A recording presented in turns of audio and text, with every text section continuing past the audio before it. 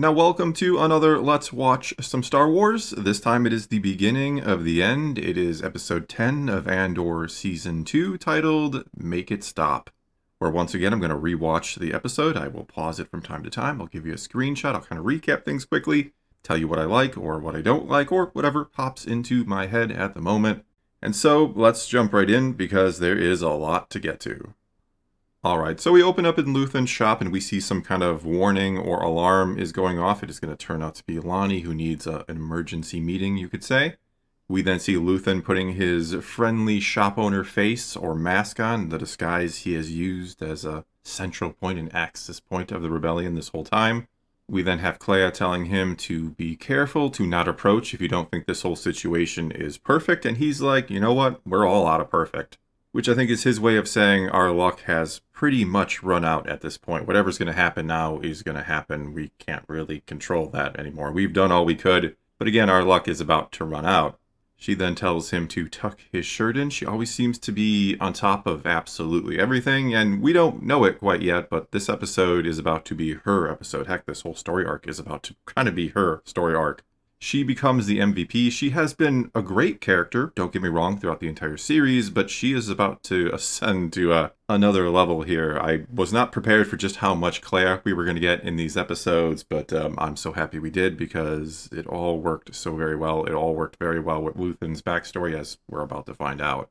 But before any of that, we have the meeting between Lonnie and Luthen, and Lonnie is like, hey, I had a friend contact me. Dedra wants him to run a tactical operation for her here on Coruscant. It has to be coming to get you. And the reason why he contacted me is because Dedra has been not exactly following the chain of command. She's been doing her own thing. She's been getting reckless, a little too ambitious. So he wanted to know, should I actually listen to her and do this mission? But then Lonnie's like, that's not even the main reason I contacted you. I'm burned. They are going to come for me too. I've been digging around in Dedra's files, and I found out that the Emperor's energy plan is all BS. It's actually a weapon that they've been building. Everything they've done from Gorman on down has been in an effort to create this weapon. And of course, Luthen is like, tell me about the weapon. And Lonnie's like, tell me how you're going to get me and my family off of here, or where you're going to take us, how you're going to keep us safe. Eventually, Luthen tells him Yavin, that's where we're going to take you. And Lonnie's like, where's Yavin? What's Yavin? Which is a good sign, right? That nobody in the Empire, or at least he, doesn't know what Yavin is or has never heard of it. Anyway, that seems to be enough to get Lonnie to tell him about the weapon, which is kind of a mistake and kind of a heroic sacrifice in a manner of speaking too, depending on your point of view, certainly. Because Luthen knows it's going to be hard enough to get himself and Clea out of here before the Empire comes for him, much less Lonnie and his family. So he shoots Lonnie and leaves him there, which was expected and yet very shocking and very sad at the same time. It's amazing how this show takes characters like Lonnie, for example. He's in a few episodes here and there. He's not a main character. He is what many would call a background character, though, as I've said, there are no background characters in the show. Every character feels real and fleshed out. Every character has a story. And so you feel terrible for this guy who did all of this, all of these years. He has been working for Luthen, feeding him information, and as the years have gone by, giving him more and more. Lonnie, you could certainly argue, is just as vital to the destruction of the Death Star as, say, Cassian or Jyn or even Luke Skywalker. He is the guy who put it in motion, who let it be known it was there to be found in the first place before it was too late. And for all of that, for all his years of service to the rebellion, all of the things he's had to go through, living his life every single day in fear that this is the day they discover me and who knows what they're going to do to me and my family if they do, all of that gets rewarded with a blaster bolt to the chest. We then have a fantastic scene, which begins in Luthen's shop. He's pouring some type of acid on the radio in order to destroy evidence, or to destroy information, really. And then he hears what is essentially the doorbell, and it is, of course, Dedra. And he lets her in. He puts on the friendly shop owner mask once again. There is probably this tiny, tiny hope somewhere deep within him that she has not put it all together just yet and doesn't realize who he is, even though he really knows she does. And so at first they have this kind of friendly discussion about the shop, about all the antiquities. Are they real? She even asks, or is everything real in the shop? Which is a big clue or hint that she knows everything is not as it seems here. Eventually she's like, I have something maybe I could sell on consignment here. It's vintage Imperial Starpath unit. It's, of course, the one from the very first arc of Andor, the one that set this whole thing in motion, this thing that has set her down this path. And now here she is. She gets to gloat. She gets to savor the victory, which is kind of what costs her here. She could have sent in the tactical team. They could have more than likely just apprehended him, stunned him, whatever they needed to do, and taken him alive without him stabbing himself and trying to kill himself. But she needed that glory. She had been dreaming about this, as she says. She's been dreaming about so many variations of this, how it would play out, how it would go, that she personally had to come in here and sort of rub it in his face that I have found you, I have beaten you. And he's like, no, you haven't. The rebellion has moved well beyond me. It is everywhere now. And yes, he then does stab himself to try and kill himself so that he can't be brought in and questioned and eventually crack and give all the information.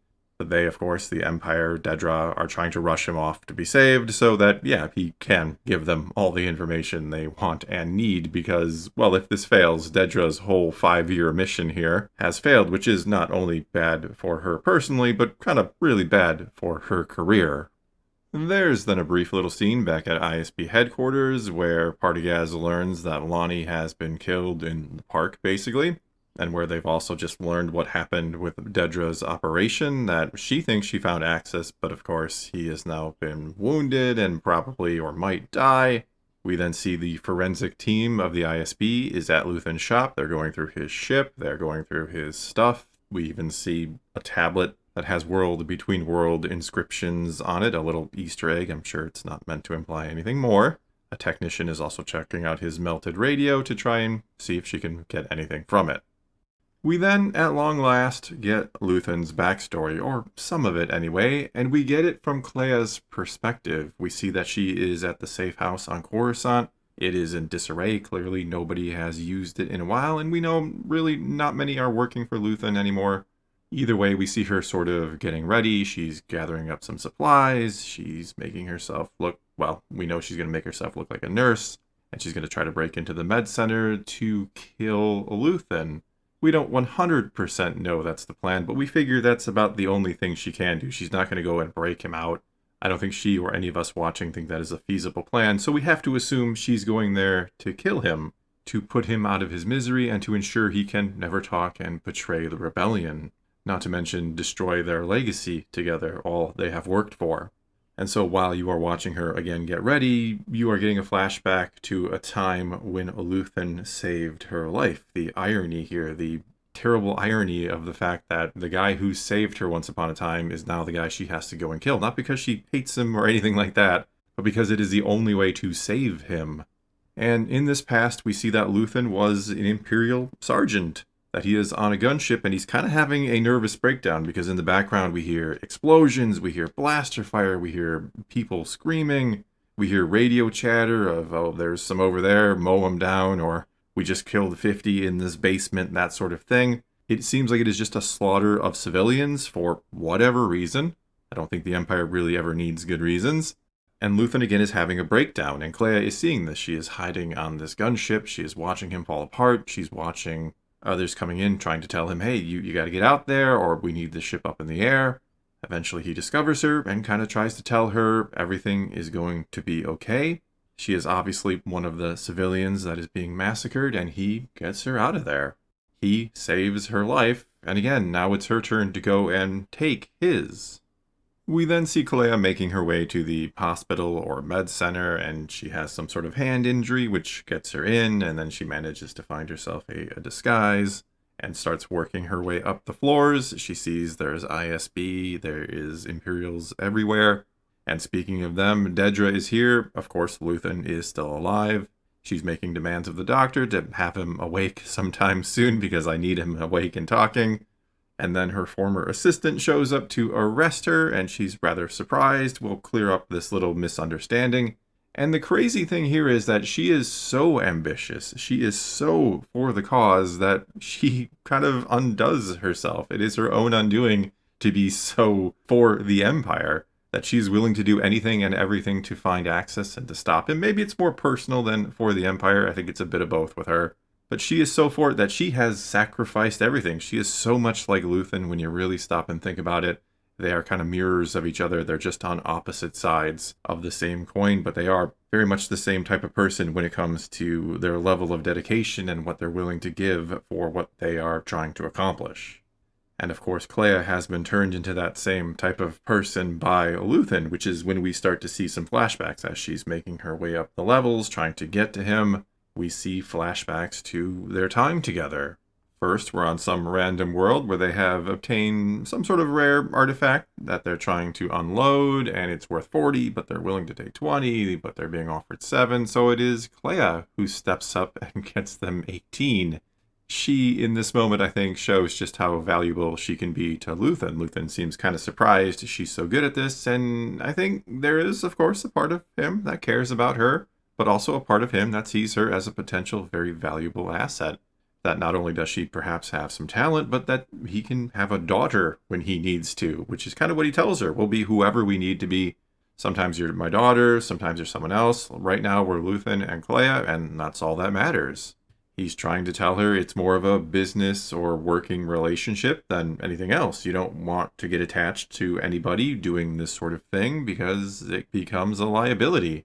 Which again is the sort of lesson that she learned that is allowing her to do what she is doing now, to go and kill Luthen. Despite, yes, having been attached to him, likely seeing him as a father, even if she never uses that terminology, except for when the job calls for it. You can clearly tell in this episode, as she is going after him, how much Luthen means to her. It breaks your heart that if she succeeds, she ends up killing him, but saving the rebellion. But if she fails, well, yes, he may live, but he is going to end up kind of destroying the rebellion if the information is gotten out of him via interrogation, which is almost certainly going to happen. As Clea then continues to make her way up to Luthen, we have another flashback. This time it's another artifact that they're trying to unload, and the shop owner, or whoever he is, seems impressed with the way Luthen has cleaned this up. He's impressed that Luthen seems to know what it is, and this brings up a lot of questions as to who the heck Luthen was before all this. Because, and no offense to Luthen or Stellan Skarsgård, but he's an older guy, right? He has had a life before, say, the Empire, a life before the Clone Wars, which is maybe something he fought in as well. Either way, there is some sort of history here that connects him to, well, antiquities. He knows his stuff. I don't think he just picked it up along the way or after the fact here. This is probably something he was very involved with before he ever started with the Empire, before the galaxy fell into war and then rebellion and all of that. He comes from somewhere. And though I love the little taste of the backstory we got here with him, I would, at some point, somewhere along the line, love to know more about this character. Probably not in a show or anything like that. I'm not expecting that or even asking for that. But it would be cool to get a book and something that maybe takes some notes from Gilroy himself, that his ideas are shared about this character, because I've got to assume he has some idea of where he came from, and I would love to know exactly what this guy's story really is. Anyway, setting the mystery of Luthen aside, it turns out that a couple nights ago, a sniper shot an Imperial, and since then they have continually been finding whoever shot him. In other words, they're just taking any suspect and, well, they're taking them to be executed.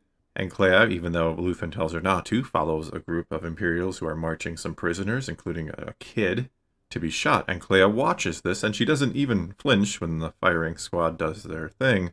She then catches back up to Luthen and is like, hey, when are we gonna fight back? How do we sit back and just let them do this? And Luthen is trying to tell her, if you go there and fight now, if you just take all that anger you have inside of you and just fight, you're just going to get yourself killed. You have to learn how to take some L's, is what he is saying.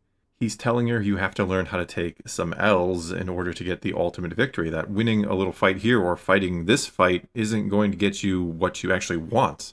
You're just going to waste your life. And until you learn how to manage your anger, because you do want to keep it, you want to remember what motivated you in the first place, but until you learn how to handle that, you're not ready to actually go out there and fight.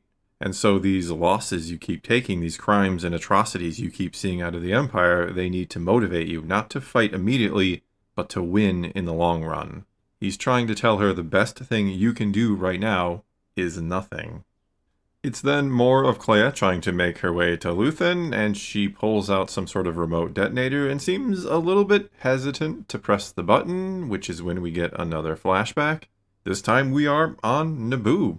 There are a lot of Easter eggs in this episode. We even saw a guy in a Bacta tank, not unlike Luke Skywalker.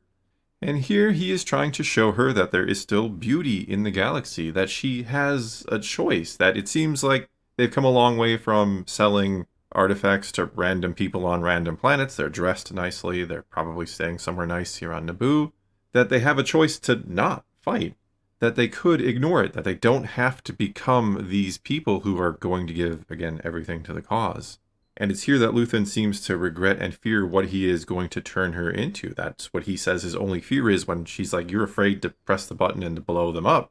He's like, my only fear is that I'm doing something horrible to you. I'm denying you a real normal life and turning you into someone who's going to be, well, like me. Which again is kind of poetic, again, considering in the present tense of the story, she is on her way to kill him. She has become the thing he feared she would become. Someone capable of killing someone that, yes, they love for the cause, making a terrible, terrible choice. It's so sad, yet so perfect at the same time. It's such a profound story when you really stop and think about it. I really don't understand people who say this isn't Star Wars when, as I argue, and again, you can have your own takes on what Star Wars is, but my idea behind Star Wars, my thoughts behind Star Wars is that it centers on choices. The choices we make between being selfless and selfish and the repercussions that come and the people we become because of the choices we make. And this shows it better than maybe almost anything else in Star Wars outside of a few other examples like Anakin. But for me, a scene like this hits at the very heart of Star Wars. This is what it is all about. The choices that people make and what happens after. And what happens after in this case is that Clea does indeed make her way to Luthen. She is quite a badass in this. She has been trained not just to do what must be done, but how to do it as well by Luthen, I'm assuming, who has a military background, as we saw. Though again, I'm still curious about what he did before all that. And so she goes in there, she sheds a tear or two, and disconnects the machine, and gives him a kiss goodbye. And what I find so sad about this is we have watched 2 seasons of this show, and though, yeah, you could have maybe predicted that they had a father-daughter type relationship, you could have maybe predicted that he rescued her when she was young and something like that. But you never really felt like that was their connection. You always felt like they sort of had independent stories and then at some point they came together and just made this pretty much unstoppable team. That it was never really more than that. More than just being this team fighting for the cause. But here it turns out in this final episode we learn that I think Luthen would have made a different choice for Clea. That again, he kind of regretted or feared what he was going to turn her into and was trying to show her, hey, we could live a pretty nice life, actually. But Clea wanted no part of that, even though, sure, deep down she probably did want that very thing. And only here at the end are we realizing just how much Luthen meant to her, that she probably regrets what she got turned into as well. Not that she's mad at Luthen, she made the choice as well. Not to mention, you really gotta blame the Empire here. And here she is in this situation. She has to kill her father, or someone who's very much like a father to her, for the cause. And in order to, again, spare him whatever interrogation, whatever horrible things were going to happen to him should he survive, and to save their legacy. All this work they had done together building this rebellion would have been lost if she doesn't do this here. Again, it's just such a tragic and sad scene, but yet a perfect ending. I was really curious after last week, after those 3 episodes, how are you in any way going to not necessarily top them here in the finale, but live up to that in the finale?